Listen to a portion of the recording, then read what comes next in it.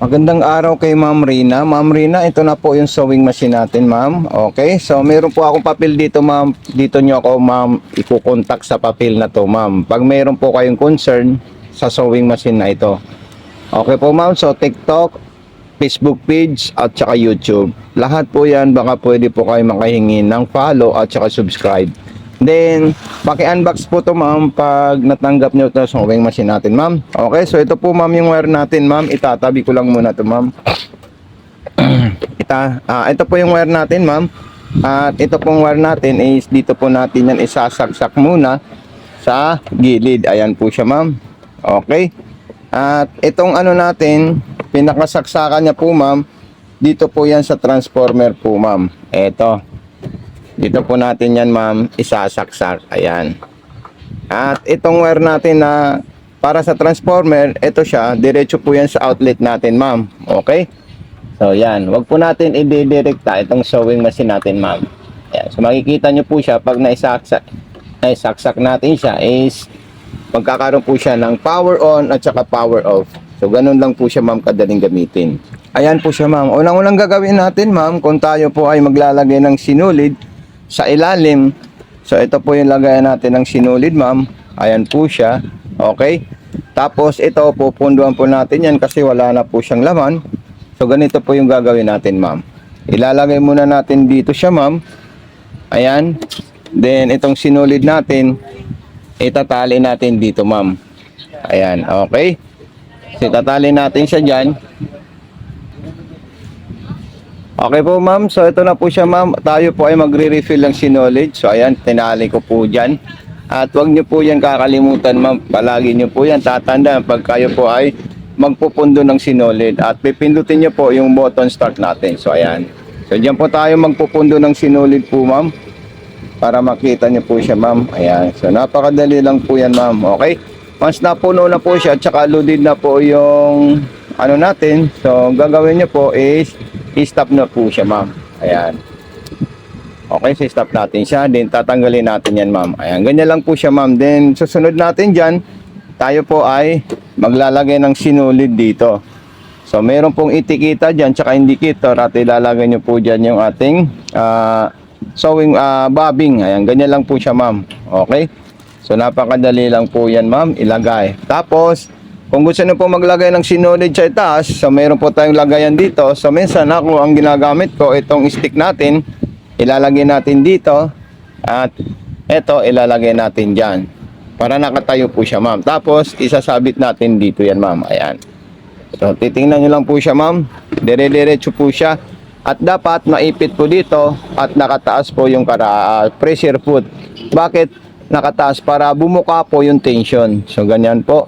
Then, didiretso natin dito. Ayan. May arrow naman po siya na number. Kung tititigan nyo po muna, may number po siyang arrow na susundan natin. Tapos, dire-diretso natin dito. Ganyan lang po siya, ma'am. Sumunod po dyan, ipapasok natin siya sa butas ng karayom. Diretso po siya, ma'am, ha? Papunta sa likod. Ayan. Diretso, papunta po siya sa likod. Ayan. Ganito lang po siya, ma'am. Ayan. Okay. So, ayan po siya. Then, pagkatapos natin yan, so ikutin natin yung hand wheel. Asan po yung hand wheel? Ito po yung hand wheel. Ikutin natin ito. Ayan. Para bumaon yung karayom. Ayan. Pag bumaon po siya, makikita nyo habang iniikot nyo po yan, bumabaon yung karayom. Ayun. Tapos, hihilain nyo na po siya, ma'am. Ayan. Ganyan lang po siya, ma'am, kadali. Ayan. Tapos, papasok nyo po siya sa likod. Katapos nyo ipasok sa likod, ilalagay nyo po ito, ma'am. Ayan. Sasarado na natin siya. Then, ayan, magte-testing na po tayo kung ano po yung gusto nating design. Let's say double zigzag. So, ayan po siya, ma'am. Ito po yung ano natin, ma'am, ha? Ikutan natin. Ayan. Mamimili po tayo dito, distance. Kung gaano kasinsin, kung gaano kadikit yung ano natin. Gagawin nating design. Ayan. So, nasa straight line tayo pero malalayo po siya. Then kung gusto nating masinsin, idikit natin ito sa maliit na numero. Ayan. Pwede pong 2. Tapos dito naman po yung reverse kung gusto niyo po atras. Ayan. Ilang presyo lang po yan. Ayan. Para umatras po siya. So ayan po, nasa low speed, pwede niyo po to ilagay sa pabilis bandang kanan para matulin po yung gagawin nating zigzag. Yan. Para mas mabilis po siya yung takbo ng ating sewing machine. So, ayan po siya ma'am. Naka-high na po yan. Then, stop natin yan. Tapos, kukuha naman po tayo ng another design, yung mga pang-garterize, pang-double stitch, at saka pang-kadinang tahi. So, ayan. Ganyan lang po siya ma'am, kadaling gamitin ma'am. Napakadali siya at napaka-friendly use. At kung meron po kayong mga katanungan, kayo po ay mag-message sa Mato Sewing Machine Vlog. Facebook page namin po yun ma'am.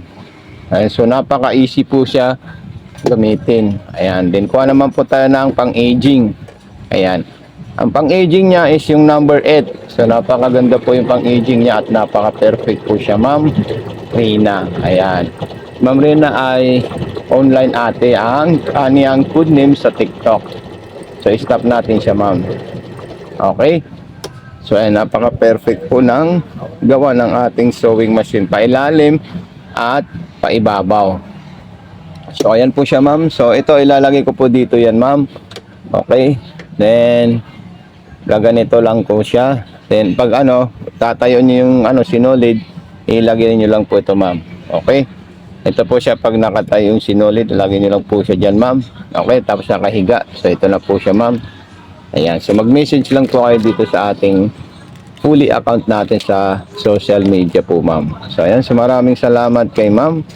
God bless and more power po, Ma'am Reyna.